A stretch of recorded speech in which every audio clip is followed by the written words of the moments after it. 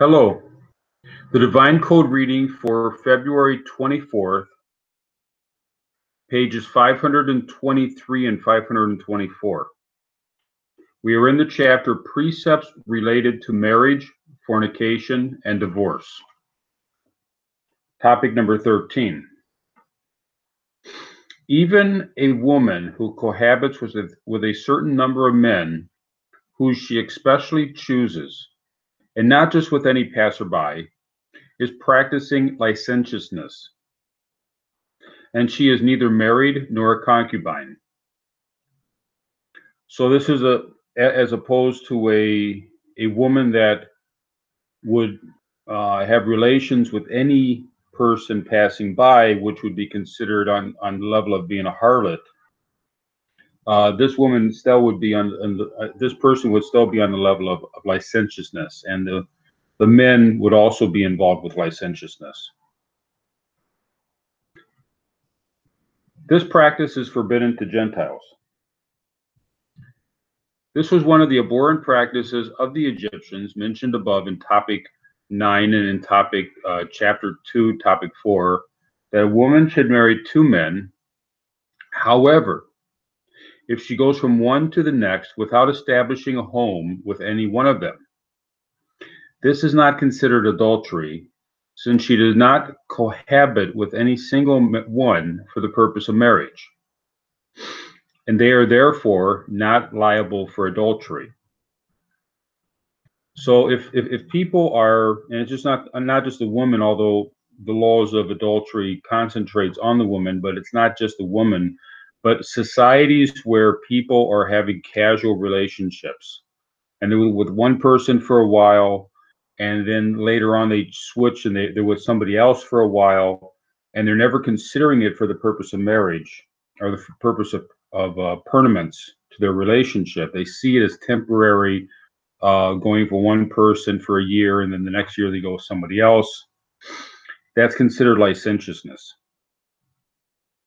and it's forbidden because it's not proper. Topic number 14. It is permitted for Gentiles of any nation or race to marry each other if they wish, aside from the forbidden relations cited in chapter 1. Therefore, there's the list of what's considered forbidden relations, primarily close relatives. And other than the close relatives, men and women from different nations can be with each other, can marry each other. However, it is forbidden for a Gentile man to marry a Jewess, or for a Gentile woman to marry a Jew, or for a Gentile to live with a Jewish person in the way of marriage, as God commanded the Jews. Deuteronomy chapter 7, verse 3. You shall not marry into them. Do not give your daughter to their son, and do not take their daughter for your son. And from this verse, we know that it's forbidden for a Jew to marry a non-Jew. As the Rambam rules in the Laws of Forbidden Sexual Relations 12:2, and the Shulchan Aruch rules in Even HaEzer chapter 16. Now, the specific verse is referring to interrelations with the 7 Canaanite nations. However, it's been understood that expands out to idolaters, and at the time of the Great Assembly, they just made it, they expanded it out to be between any Jew and non-Jew may not be married. In addition to this main reason,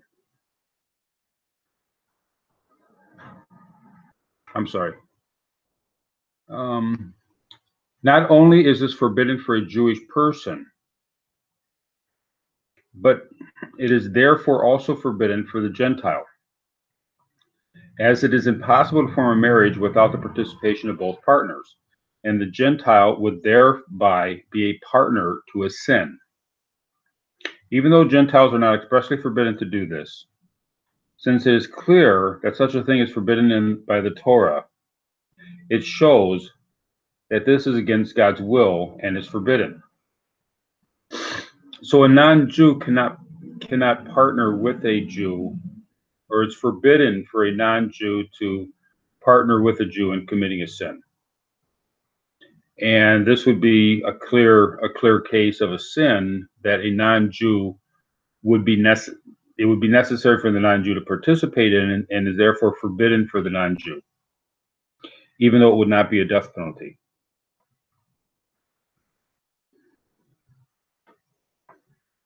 In addition to this main reason, Gentiles are included in the prohibition. Do not put a stumbling block before the blind, explained in part 1, chapter 4.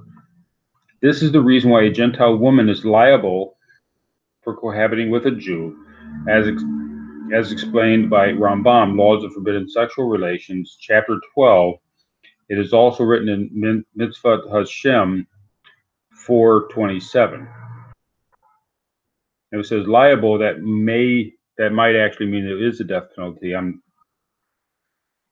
It's not really clear here. Rabbi Zalman Nehemiah Goldberg comments that, to the contrary, we find that as opposed to the case of the Jewish man who cohabited with a Gentile woman, where the law is that zealots may kill him while he is committing the act in public, they are not allowed to do so for a Gentile who cohabited with a Jewess, as explained in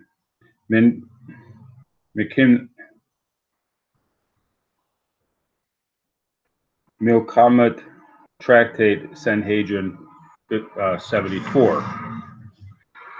The Nadash B. Yehuda, Volume 2, Ebenezer, Chapter 150, learns this from Rambam, who exempts a Gentile who cohabited with a Jewess. The reason for this differentiation is that if a woman is Jewish, the child is also still Jewish, while the ruling is more stringent for a Gentile woman whose child would not be Jewish. See Kimdat Shlomo Yevomet 47, where it discusses this issue.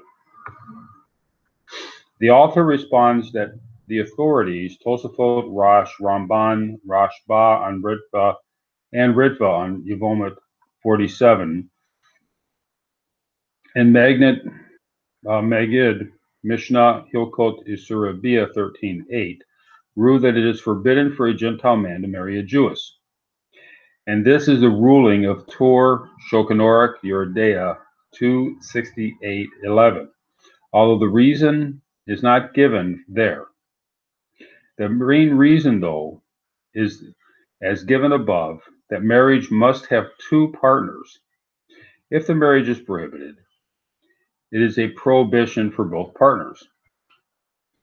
This can also be seen from the Torah law that a Jewish divorcee or harlot who marries a Jewish priest, Cohen, transgresses the prohibition given to him that he must not marry her, as explained in the Tractate Yevomet 84b and Tosafot Chedida 14b. The basic explanation is consistent with the ruling by Ran at the beginning of chapter 2 in Tractate Kedushin, that a Jewish woman is not obligated to exert herself to perform the commandment to be fruitful and multiply, which is incumbent only upon the Jewish man. But once she is properly married, she becomes a partner in fulfilling it. So what it's explaining here is that the marriage partner is partnering with the other person. So if the relationship is a sin, in the case of a mixed marriage, it would be between a Jew and a Gentile, would be considered a sin, even if the sin is primarily on the one person. The other person, by being part of the marriage, which is consensual by definition, is partaking in the sin, and it would be doing something forbidden then.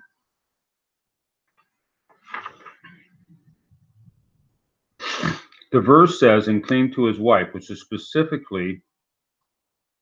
specifies a woman who is fitting to him to cling to. But a marriage agreement between a Jew and a Gentile, between whom there is no status of true marriage, is not considered a real marriage, but rather licentiousness for both partners. Rambam Laws of Forbidden Sexual Relations 12:2. If they transgress this prohibition, there is no status of marriage between them, and another man who cohabits with the woman is not liable for adultery. In the cases of a forbidden relationship, whether it's one of the main areas of forbidden relationships, such as close family, person, a close relative, that does not, if it's a forbidden relationship, and that would also be a Jew and a Gentile, it's not considered a proper marriage, and therefore the laws of adultery would not apply in such a case because they're not married.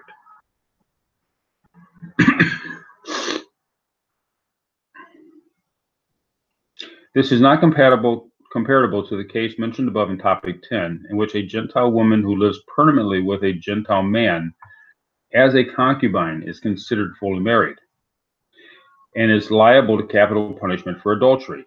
This is because her permanent relationship is not considered licentiousness, since she is fitting to be fully married to him, and they are publicly known to be living together in the manner of husband and wife. So in the case of people living together without the marriage contract or the marriage license, but they are living together as man and wife, even if it's a concubine situation, which means that they don't have a contract, then that would be considered a proper marriage because they're permitted to each other. But in a case where people are not permitted to each other, it would not be, even if they had all the documents, it would not be considered a proper marriage.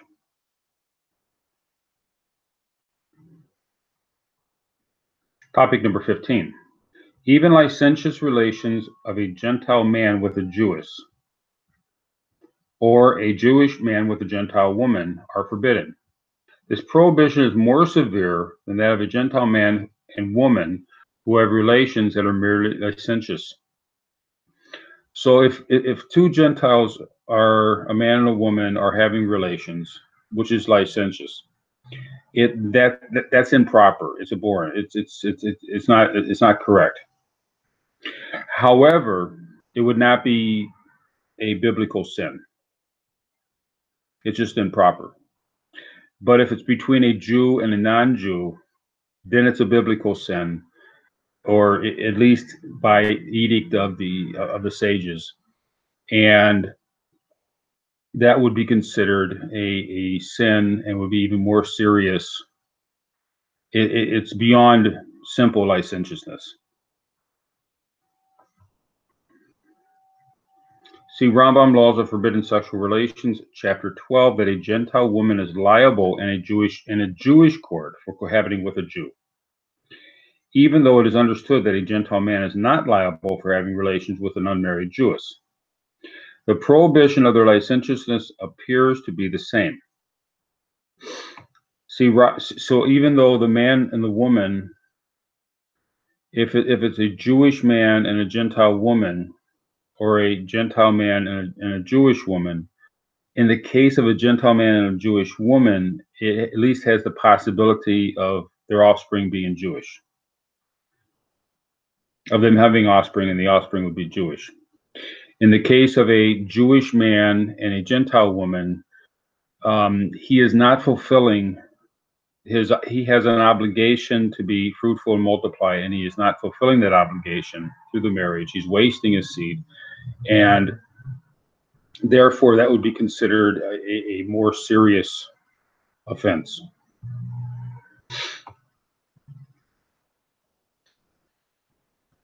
See Rashi on Numbers 22:5 in regards to Balaam, who specified trying to lead the Jews to sin through wanton relations with Midianite and Moabite women. Although Rambam says that Gentiles were not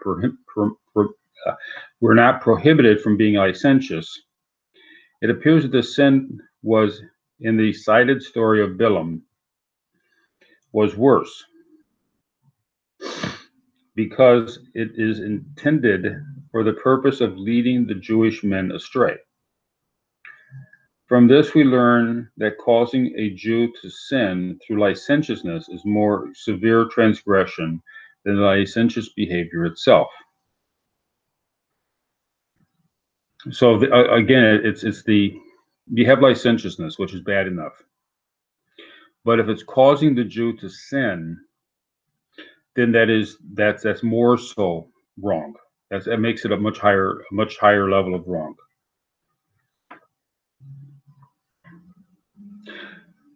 There is no prohibition for a Gentile man to have relations with a Jewish woman during her menstrual cycle. This is clear from Rashi on Tractate of Olazara 36b and Tractate Sanhedrin 82b. A Jewish couple for a large part of the month do not have relations because of the menstrual cycle. And this prohibition does not apply to non-Jews. Non-Jews can choose not to have relations during that time, but there's no prohibition. A Jewess, however, is forbidden to have relations during her menstrual cycle. See Yarut Devash, Volume 1, page 21a, and Volume 2, page 142, that a man who cohabits with a Jewess during her menstrual cycle, whether he's a Jew or a Gentile, is guilty of sin. It appears that this is akin to that which has been explained, that the man is the partner with her sin. So the woman, a Jewish woman, would be sinning by having relations during the menstrual cycle, and a man who has relations with her in that time, it becomes a partner in the sin.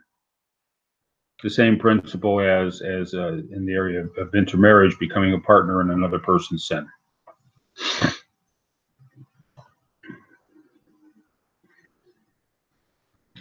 And therefore, a Gentile man has an additional prohibition against having relations with her during her period, beyond the general continuous prohibition of a Gentile having relations with a Jewess, since he has also presented an added stumbling block for her by participating in her additional sin of having relations during her period.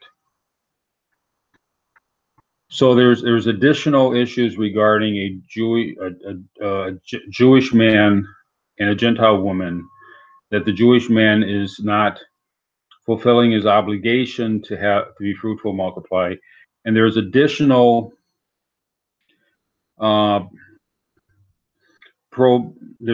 problems with a Gentile man and a Jewish woman if they're having relations during the menstrual cycle. In addition to the general concept of licentiousness between a Jew and a Gentile, if they're having relations. Thank you.